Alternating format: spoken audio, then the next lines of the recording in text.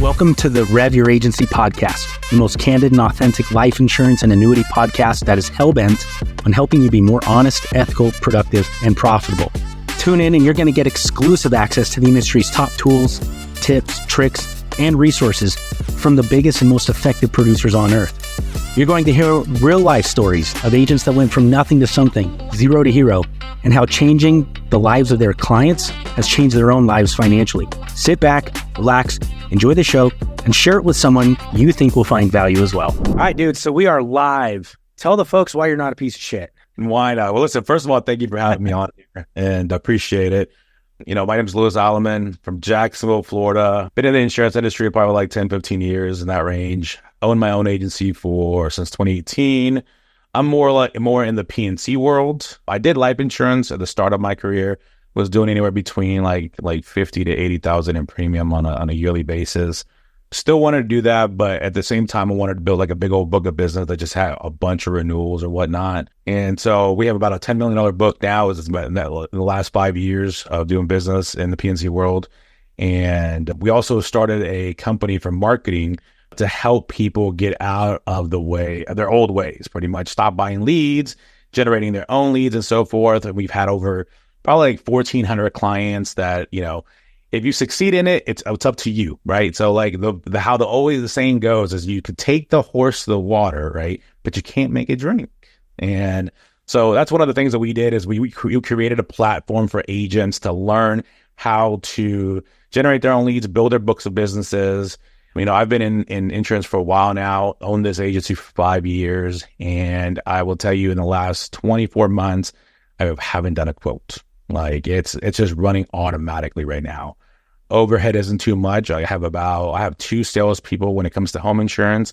I have an auto insurance rep. I have a customer service rep, and then I have 5 VAs. And that's the key to it, right? Is having trust in your office and having those VAs. And VAs, you know, if I had 5 people that I hired in the US, I'd be paying at least $15,000 a month right now, right? What am I paying right now?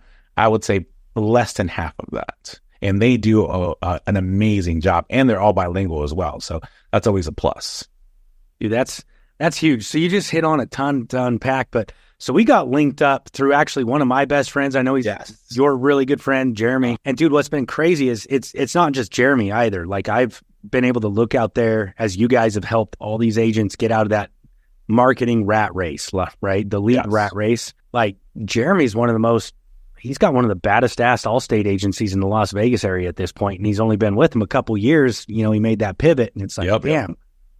And it's like, it's all based on that. So I have the utmost respect for things. I got into insurance and into the marketing world, into Facebook marketing, actually, back in 2015. I won't name names. I won't say groups, but there was a guy that ran a group that burned pretty much everybody. And I'm sure you know who I'm talking about. Yes, I do. Dude down in Texas. And okay, yeah. Yeah, we'll just leave it at that. We'll just like, but no, he taught me some good shit and kind of got my feet off the ground when it came to marketing.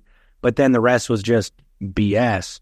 Yeah. What's kind of the difference in what you've done, not just for other agents, but what you've done for yourself versus what most agents are doing? Because what most agents are doing, if they do anything for themselves, comes to like that point of, okay, now I've got to lean on someone else and get screwed. Yeah. But like somehow you were able to take it past that, you know? Yeah. You know, my biggest thing is like, and it came from like my first months in insurance. And I started in the captive world.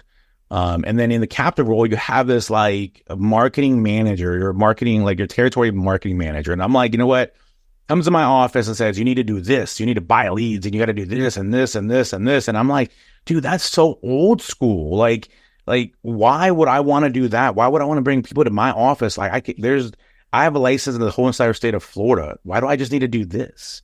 So that's kind of where it all started. It was based on that person just engraving in my head, and everybody else's that had like, hey, buy these leads, call these leads, and for every 1,000 leads you buy, you're probably going to close 5% to 10%. And I'm like, well, if I'm spending $3,000, $4,000 on these leads, it just doesn't make any sense at all whatsoever. So, came up with a different mindset of trying to do things differently. And I didn't want to share a lead with somebody else. So I met the guys that we started the program with, and they taught me a little bit of how marketing works and how to get to the end point of things. And then I just started making it better and better and better. And the biggest thing is that it's all the leads that you generate for your office aren't really supposed to be for your office altogether.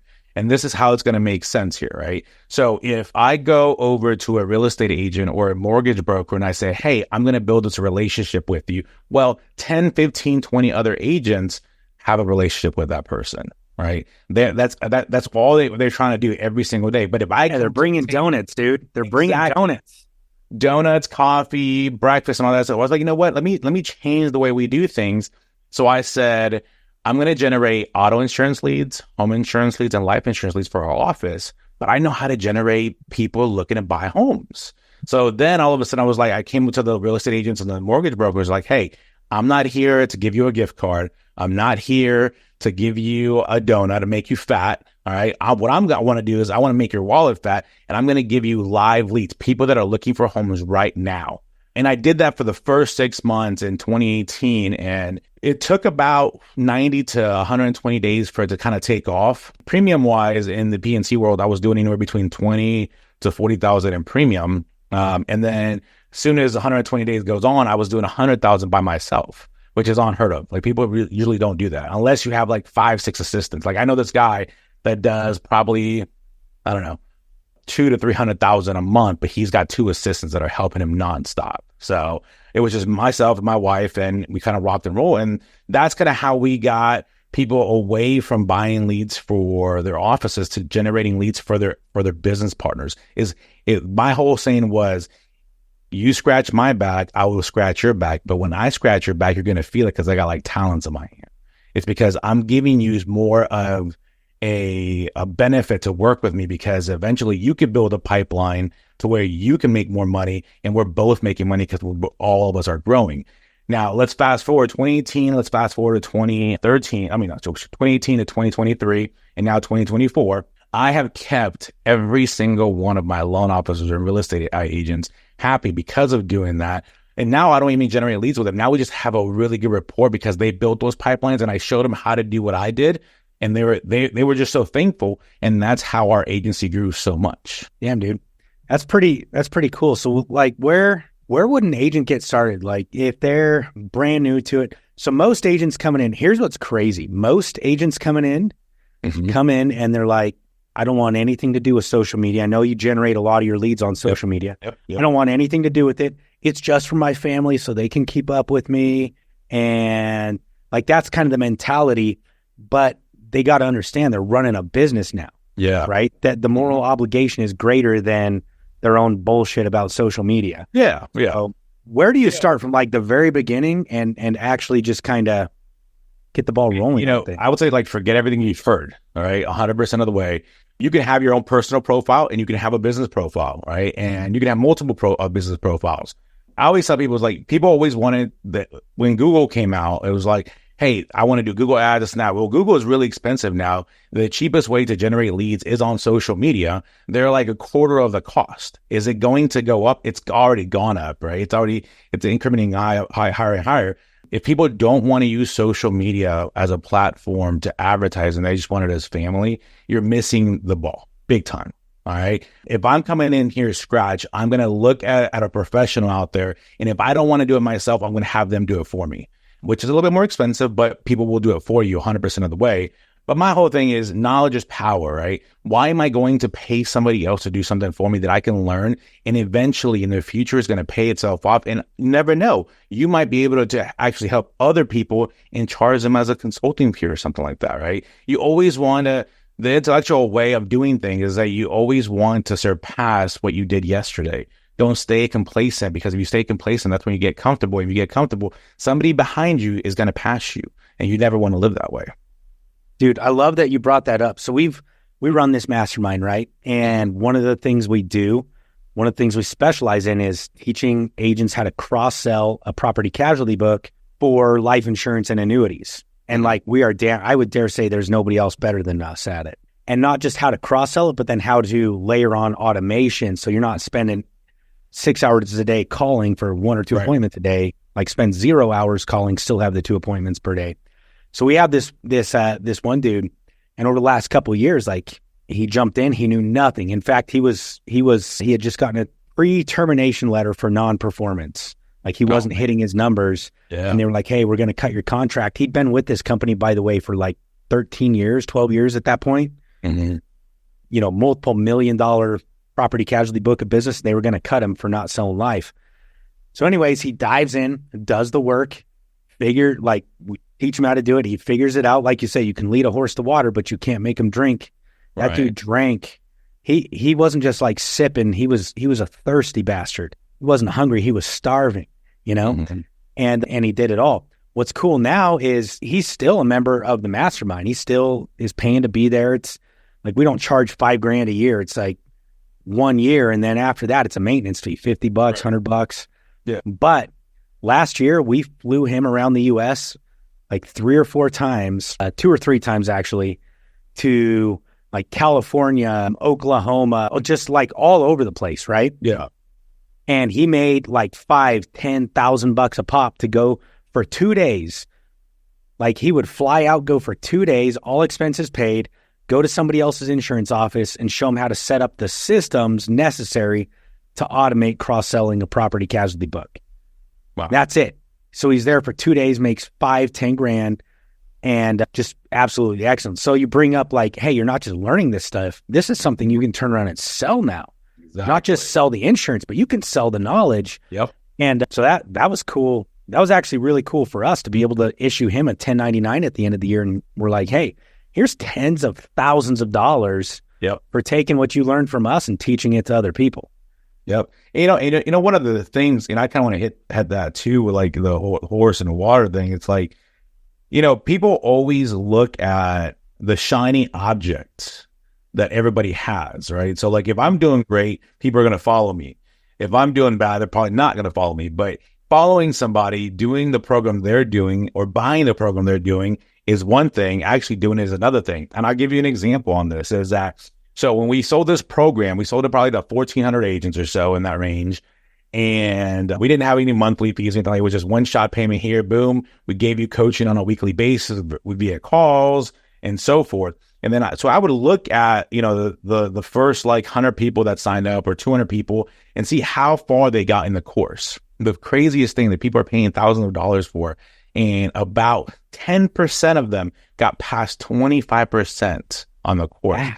Nobody else even touched it. Dude, we have the same thing. In fact, we're in the middle of revamping. We're issuing a 2.0. So we have 3 tiers to our mastermind, and we're doing a 2.0 on all of them. And we're getting rid of this like module set where it's like, hey, progressive, go through each one. And by the end of it, you've got this multi-million-dollar per year thing. Yep.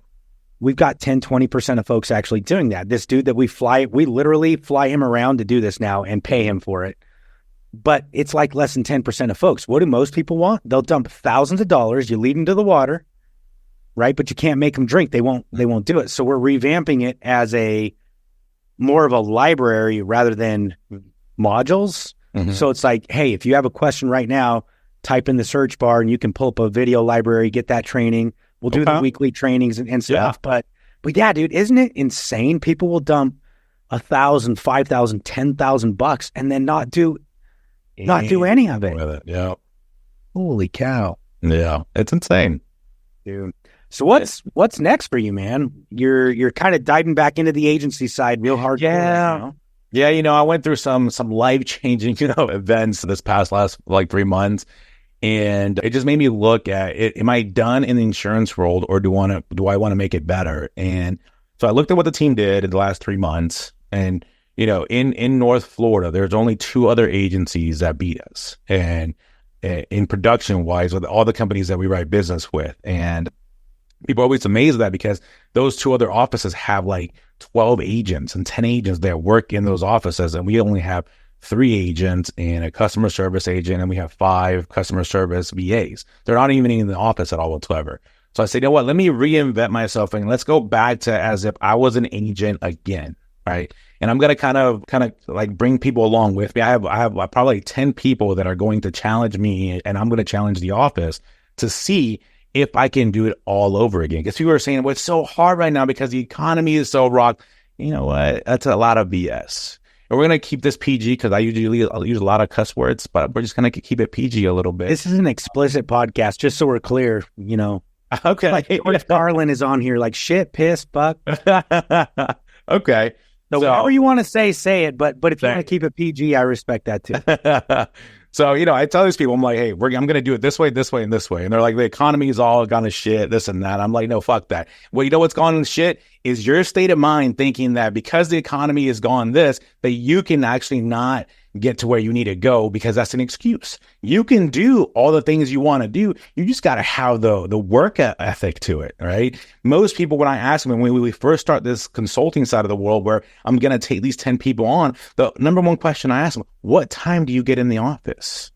Right? And I'm like, how many of you get in the office at 7 o'clock in the morning?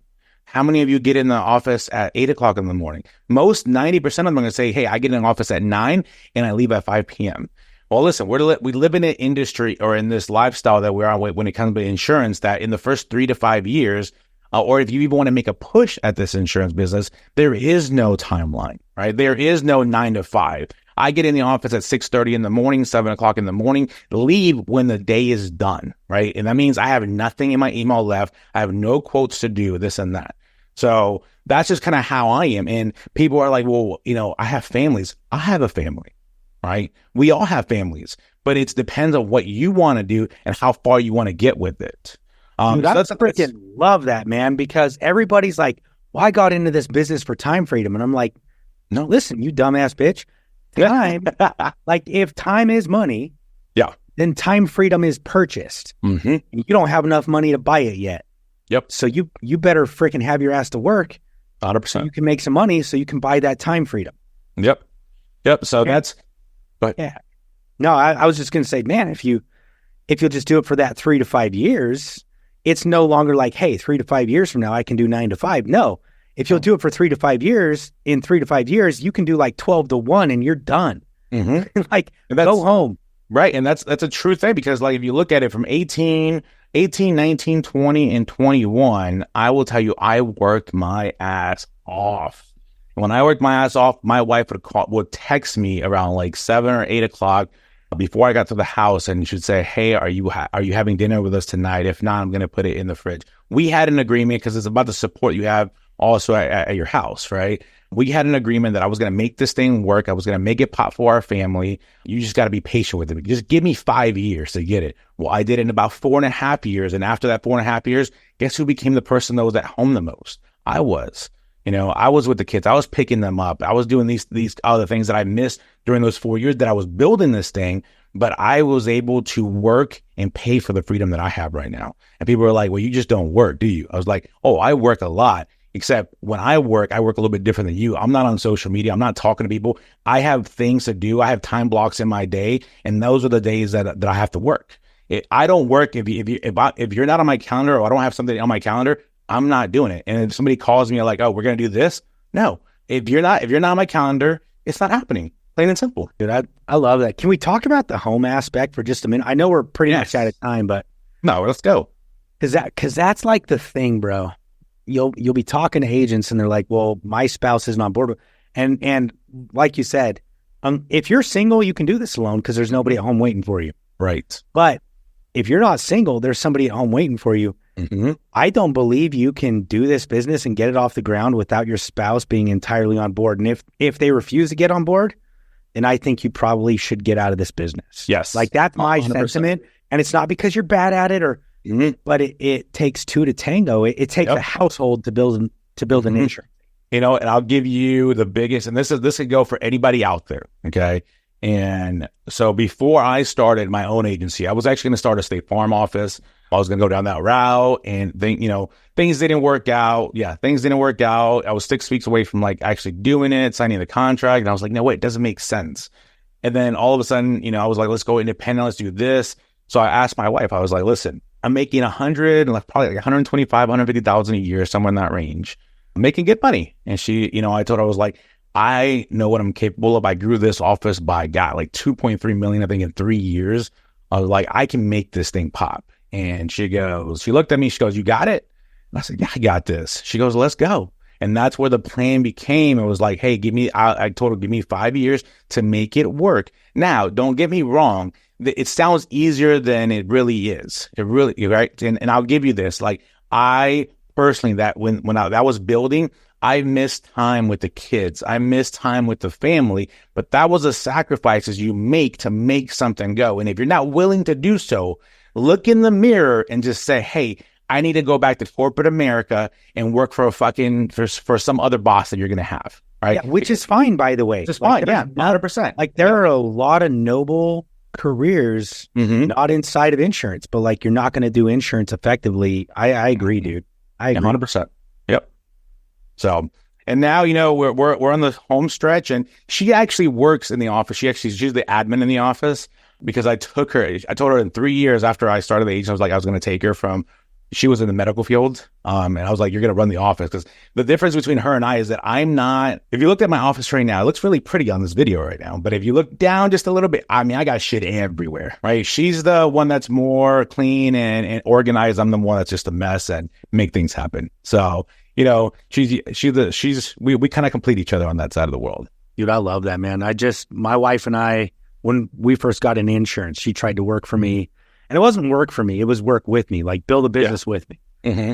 And she was the CSR. This was like literally my first year in the business. I walk in, I'm flustered. I've been out running around town all day. This is like doing business over Zoom or phone era. So I'm doing 5, 6 home and auto fact finders in home. You know, wow. Holy crap, dude. And so I'm just like burnt out. It's the end of the day. I walk in the office, phone rings. She's sitting there. She doesn't pick it up. And I was like, baby, you going to get that? And she's like, I don't really feel like it. And I was like, are you fucking kidding me? I lost my shit. She says she quit. Oh my God. I guarantee you I fired her ass. But dude, that was 10 years ago.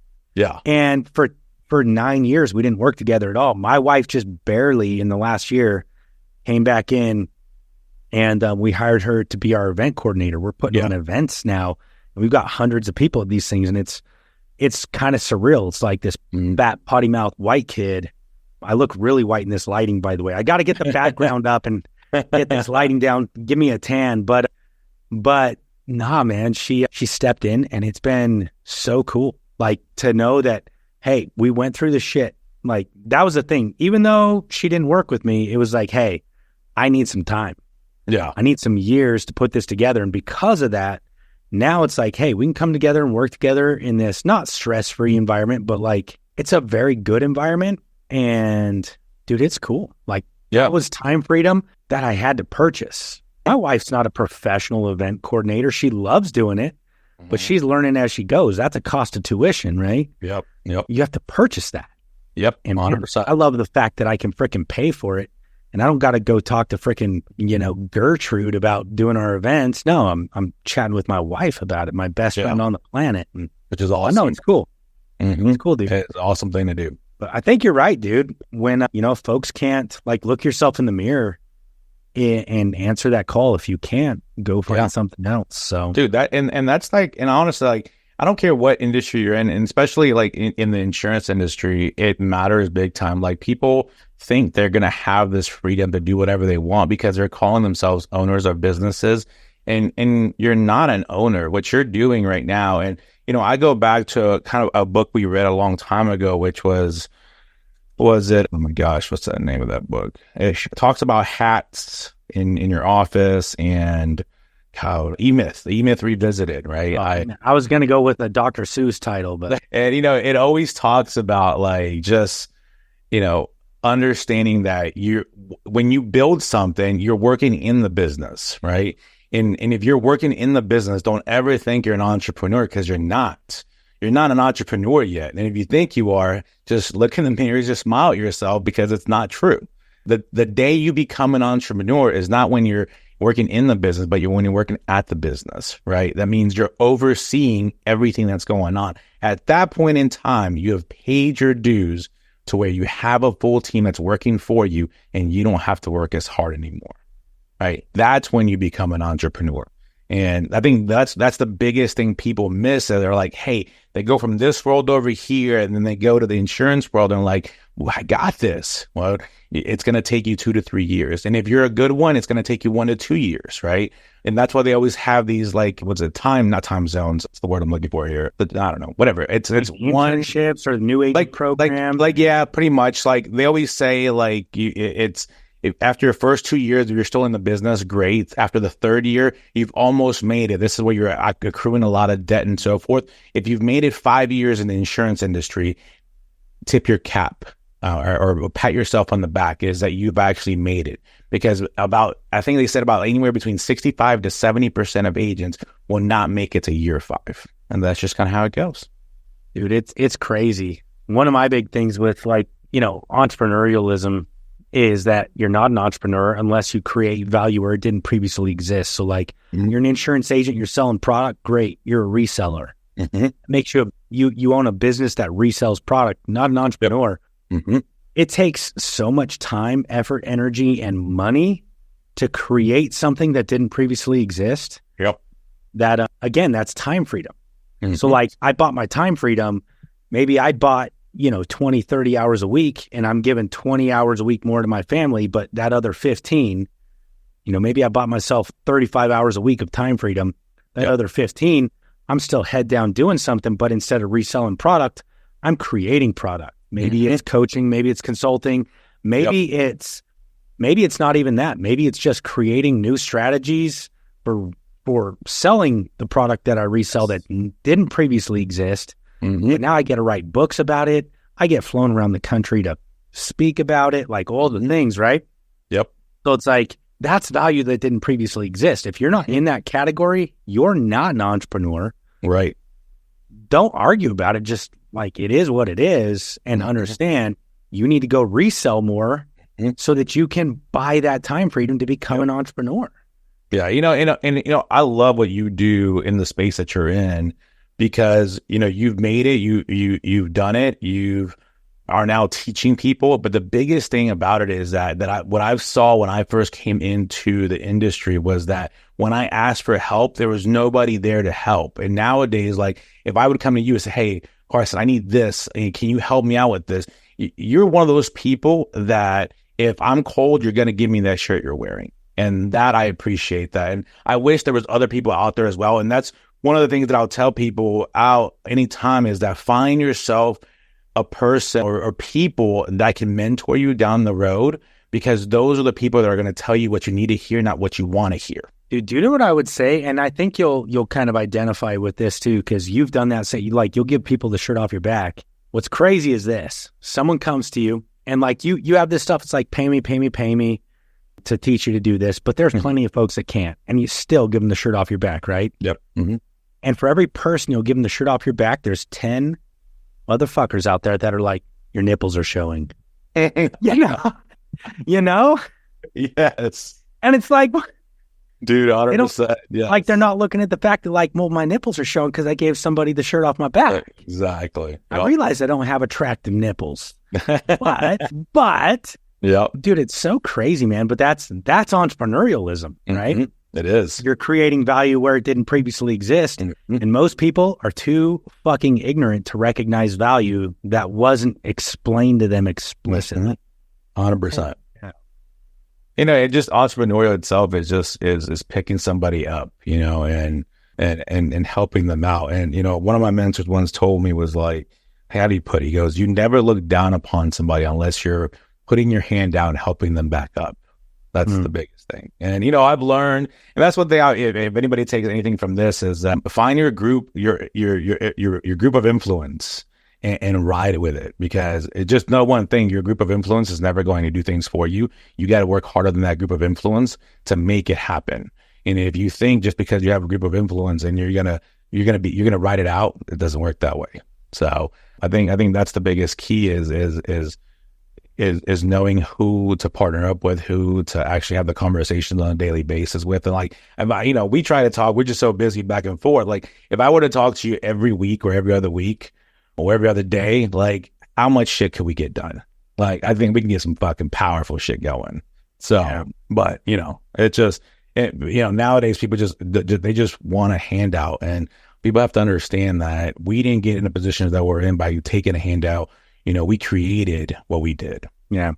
Blood, sweat, and tears, dude. Before I let you go, if folks wanted to reach out to you, if they wanted to just hit you up and be like, hey, can I pick your brain? And you're going to be like, no, I'm freaking busy. But if they wanted to, where would they get a hold of you? Dude, they can email me, and I'm going to give this out to everybody, but yeah, they can email me. It's Louis, Luis at alamaninsurance.com, or hit me up on Facebook, Louis Aleman. And then on Instagram, I think it's Agent Aleman. I think it's on Instagram. I'm more than happy to help anybody out there, honestly. But one thing I would tell people is that if you reach out to me and we have that conversation, I'm not doing the work for you. And don't expect me to put you on my schedule. You got to put yourself on my schedule to make it go. So, dude, I like that. One last question, then I swear to God, I'm letting you go. All right, let's do it. If somebody hits you up and they're like, hey, can I buy you a beer or a coffee and pick your brain? Like, how likely are you to have time for that shit versus like, hey, I'm willing to do the work. Whatever you tell me to do, I'm going to do it. Can I pick your brain? Like, which one are you leaning towards? I'm leaning more towards, hey, I don't need somebody to buy me a beer or a drink, right? I don't need that. What I need is somebody that's going to come in and say, hey, I'm serious about this. I want to get things done. Then I know that you're into it. That means you're at a place in your life to where you need that little push. I can be that push for you. Put yourself on my calendar and let's make it hop. And then after you succeed, let's have that celebratory beer. Yeah. Dude, I love that, man. Thank you for being here, dude. I appreciate you. I appreciate you, my man. Thanks for having me. This has been another excellent episode of the Rev Your Agency podcast. Remember something, nothing happens if you don't do the damn work. So take what you've got from this, take what you've learned, and go implement it today. It's not about having everything. It's about having one thing and implementing it every day so that you can take your production, your agency, and the lives of everybody around you to the next level. If you could use some help with it, hit us up at revagencysyndicate.com and jump in. We run a mastermind that is dedicated and hell-bent 10 times more than this podcast could ever be into helping you have the education, collaboration, and accountability that you need to go to the next level. Whether you are captive, independent, whether you're life only, or you focus on multiple lines, it doesn't matter. We're here to help. Let us help you.